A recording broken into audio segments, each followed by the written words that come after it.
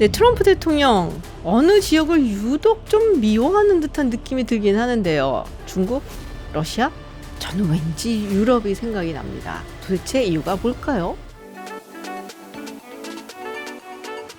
안녕하세요 여러분, 김지윤입니다. 새해 정초부터 정말 이리저리 시끌벅적한 일들이 많이 일어나고 있습니다. 또 트럼프 대통령 그린란드에 대한 이야기를 계속 꺼내서 유럽에서 시겁하고 나섰죠. 특히 이 그린란드 같은 경우는 우방이라고 생각했었던 유럽과 미국이 이거 너무 심각해지는 게 아닌가라는 생각이 들었는데, 어쨌든 간에 여러 각도로 협상을 진행하고 있다라는 얘기가 지금은 나오고 있습니다. 확실히 그린란드에 대한 트럼프 대통령의 발언들은 그냥 넘어갈 일은 아니었다라는 생각이 드네요. 자, 그런데 여기서 우리가 조금 의문이 가는 부분이 있어요. 어쨌든 간에 유럽하고 미국은 굉장히 오랜 시간 동안 동맹국가들이었고, 소위 우리가 얘기하잖아요. like-minded countries라고 해서 서로 정치 시스템도 비슷하고 추구하는 가치도 비슷해서 잘 어울리는 그 사이가 좋은 국가들이다 라고 생각을 해왔는데, 이번 사건을 보니까 뭔가 굉장히 단단히 틀어지고 있구나라는 느낌이 들기도 합니다. 그리고 이거는 제 느낌인지 모르겠지만 왠지 트럼프 대통령이 중국이나 러시아보다 유럽을 좀 더 싫어하는 것 같다라는 생각이 드는데, 제 느낌이겠죠? 자, 그렇다면 트럼프 대통령 그리고 이번 트럼프 행정부는 유럽에 대해서 왜 이렇게 박하게 굽는지, 물론 제가 트럼프 대통령 머릿속에 들어갔다 나온 게 아니기 때문에 이거다라고 말씀을 드릴 수는 없는데요. 그래도 많은 사람들이 이런 이유들이 있다라는 점들을 한번 짚어보겠습니다. 얼마 전 다보스 포럼이 있었죠. 이 다보스 포럼에서 우크라이나의 젤렌스키 대통령이 이런 말을 했습니다. 유럽은 미래에 대해 이야기하는 걸 참 사랑하는데 바로 행동에 나서지는 않는다. 현재 우리가 취하는 행동에 따라 어떤 미래를 맞이하게 될지 결정되는데 말이다. 그러니까 쉽게 말하면 입을 잘 턴다 라는 이야기인데, 실제로 행동에 나서지는 않는다라는 것을 우회적으로 이 불만을 터트린 게 아닌가라는 생각이 듭니다. 그와 동시에 젤렌스키 대통령이 유럽을 트럼프 대통령과 비교를 했어요. 트럼프 대통령과 미국이 꼭 필요하다고 했죠. 이 말에 어떻게 보면은 미국에서 유럽을 어떻게 바라보고 있는가가 함축이 되어 있다라는 생각이 듭니다. 1949년 나토가 창설이 되고 지금에 이르기까지 사실 미국이 거기서 중심의 역할을 했습니다. 그리고 미국이 바라보기에, 혹은 트럼프 대통령이 바라보기에 유럽 국가들은 안보는 미국에게 맡겨놓고 인권 얘기라든지 자유라든지 기후변화, 환경 이야기까지 하고 싶은 이야기 다 하고 가끔은 미국도 비난을 하고, 이런 부분이 굉장히 마음에 안 들었던 거죠. 2018년 트럼프 대통령 첫 번째 임기 당시에 나토 정상회의에서 트럼프 대통령이 유럽 국가들에 대해서 맹렬하게 비난을 했었죠. 그 당시 이제 국방비를 나토 회원들의 경우에는 GDP의 2%가 권고안인데 그걸 맞추는 국가들이 거의 없었거든요. 그래서 이런 식으로 무임승차하지 마라. 자꾸 이러면 우리 나토 탈퇴할 수도 있다라는 협박까지 했었습니다. 그런데 사실은 이런 말을 했던 것이 트럼프가 처음이 아니었습니다. 2011년 6월 10일 당시 국방장관이었었던 로버트 게이츠가 퇴임을 앞두고 유럽 국가들에게 굉장히 강경한 메시지를 던진 바가 있어요.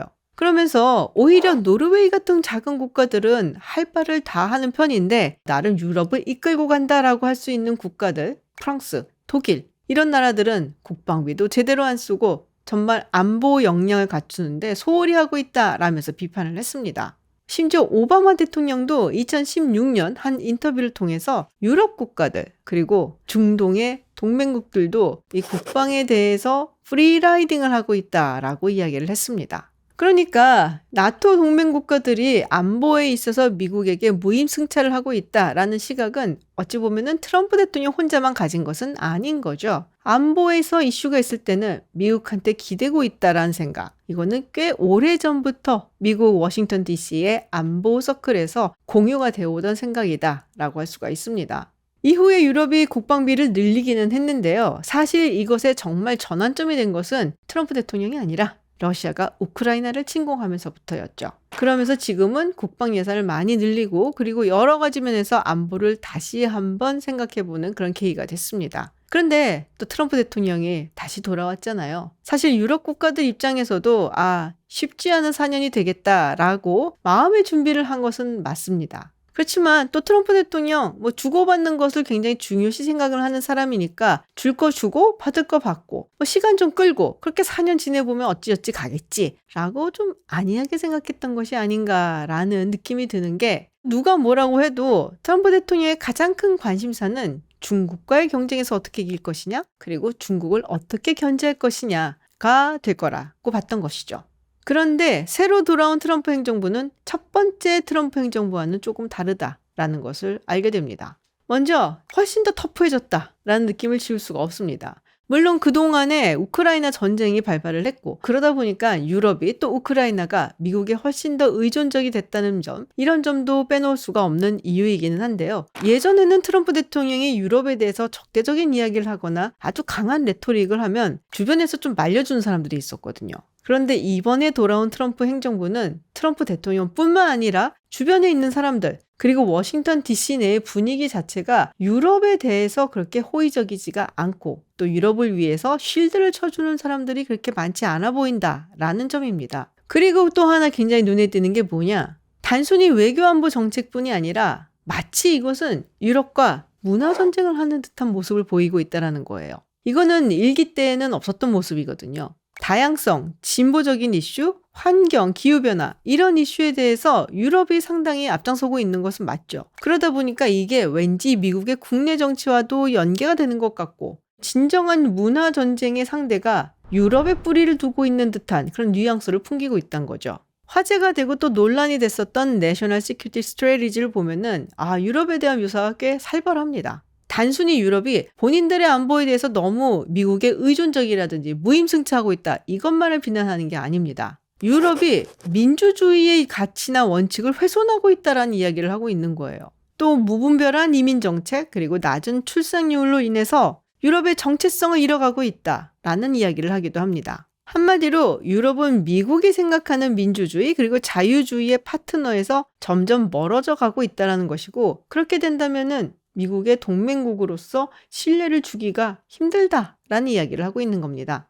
또 하나, 트럼프 대통령의 특징 중 하나는 강자와 약자에 대하는 태도가 좀 다르다라는 겁니다. 그래서 많은 사람들이 의문을 제시하는 게, 아니 독재자에다가 권위주의 정권의 수장인데 푸틴이나 시진핑 측한테는 왠지 좀 호의적인 것 같고, 오히려 이 민주 자유주의 진영에 있는 유럽의 수장들한테는 왜 저렇게 면박을 주고 민망스럽게 하는 것일까? 거기에는 강자라면 내가 상대할 만한 자격이 있고 약자라면 내가 무시해도 된다라는 그런 인식이 있기 때문이다라고도 이야기를 하는데요. 트럼프 대통령이 유럽을 약자다라고 생각을 한다라는 거죠.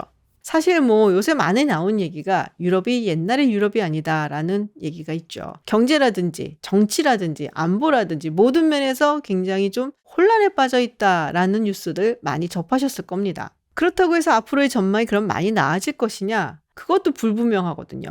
최근에 블룸버그의 한 논설을 봤는데요. 이게 굉장히 뼈 때리는 부분들이 많더라고요. 유럽이 사실은 개혁을 할 만한 기회도 있었는데 여러 가지 면에서 자충수를 뒀다라는 게 골자였습니다.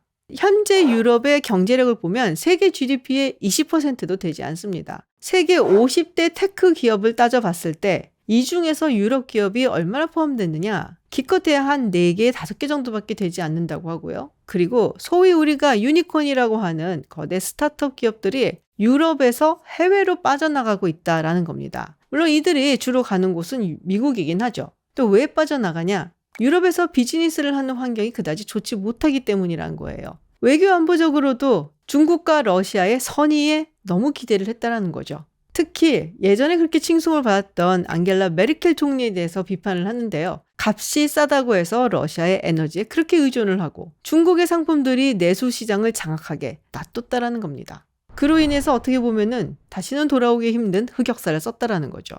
사실 15세기 이후 대항해 시대를 거치면서 유럽은 세계사의 중심이 되어 왔습니다.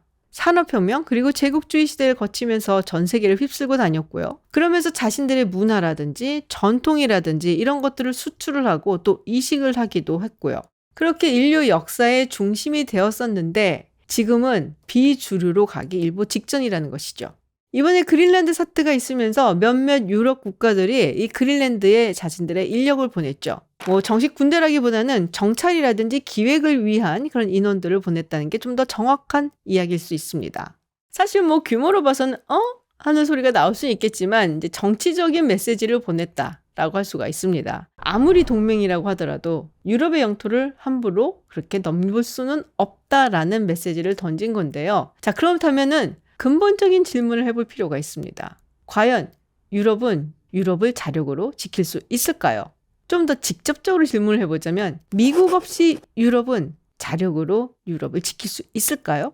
사실 러시아와 우크라이나가 휴전을 한다고 하더라도 그것이 끝일 거라고 생각하는 유럽인은 거의 없습니다. 시간이 조금 지나고 추스리게 되면 러시아가 다시 한번 침공할 것이다 라고 대부분 믿고 있죠. 만약 그런 일이 벌어졌을 때 미국이 없다면 유럽은 과연 러시아의 공세로부터 지켜낼 수 있을 것인가? 사실 뭐 이것은 가정이기 때문에 우리가 확답을 할 수는 없는 부분이긴 한데요. 여러 전문가들의 분석이라든지 또 띵크탱크의 자료들을 살펴보면은 한 가지를 명확하게 하고 있죠. 미국 없이는 힘들어 보인다. 일단 미국이 유럽에서 빠져나오게 된다면 미군의 전력 중 13만 명을 유럽이 대체를 해야 됩니다. 그리고 미국이 제공하고 있던 재래식 역량을 대체를 하기 위해서는 1조 달러 이상의 추가 국방비가 필요하게 되죠. 그런데 병력이라든지 또 재래식 무기라든지 이런 것보다 더 중요한 것이 있습니다. 유럽은 현대전의 핵심이라고 할 수 있는 정찰, 지휘통제, 방공, 공중급유, 보급 등의 상당 부분을 미국에 의존해 왔거든요. 특히 냉전이 끝난 이후 미국은 이런 군사체계를 운영을 해왔고 유럽은 여기에 전투부대를 유지하는 쪽에 더 집중을 해왔거든요. 왜 그렇게 했냐? 운영체계는 비싸거든요. 한마디로 예산을 늘렸다고는 하지만 유럽이 이런 시스템을 자율적으로 운용을 하기 위해서는 시간이 조금 더 필요하다는 겁니다. 그러면 얼마나 더 필요하냐? 아무리 짧게 잡아도 5년 이상, 그리고 사실은 10년 이상 걸릴 수 있다라는 것이 전문가들의 분석이거든요. 그러니까 이 시기가 유럽한테는 가장 위험하고 미국에게는 유럽을 가장 옥칠 수 있는 시기이기도 한 거죠. 영상을 찍는 지금이 2026년 1월 26일입니다. 지금 미국 측에서는 그린란드에 주둔하고 있는 미군 기지 주변 그 지역을 미국의 주권 지역으로 인정을 해달라라는 얘기를 하고 있습니다. 뭐 그린란드 전부를 가져가지는 않겠다라는 것으로 보이는데요. 사실 예전에 제가 그린란드 영상에서도 언급을 했지만 이 그린란드가 지정학적으로 상당히 중요한 곳이긴 하거든요. 그리고 우주 감시, 미사일 조기 경보 레이더를 주기에도 아주 좋은 곳이기도 하고요. 그런데 사실 이 나라의 국내 정치에 따라서 안보 정책이 달라질 수가 있게 되고 그러면 미국이 이곳을 안심하고 기지로 운용하기가 어렵다라는 판단을 하는 것 같습니다. 어떨 때는 미국하고 굉장히 친했다가 어떨 때는 중국한테 굉장히 친한 모습을 보인다면 믿을 수가 없다라는 것이죠. 그러니까 아예 그냥 이 지역의 일부를 미국의 손 안에 넣고 우리가 운영을 하겠다라는 것으로 보입니다. 베네수엘라 사태 그리고 그린란드를 둘러싼 여러 이슈들을 보면은 미국이 현재 취하고 있는 외교 안보 정책 방향이 뚜렷이 보이기는 합니다. 미국의 패권을 유지하기 위해서 모든 조치를 취하겠다. 그리고 애매하게 동맹이라는 이름으로 미국이 손해를 보고 있었던 것들을 이제는 바로잡겠다. 어떻게 보면은 우리가 예외적으로 굉장히 평화로운 시기를 살았는지도 모릅니다. 당분간은 그런 시기가 없을 것으로 보이는데요. 시시각각 변해가는 세상 조심스럽게 함께 짚어가 보도록 하죠.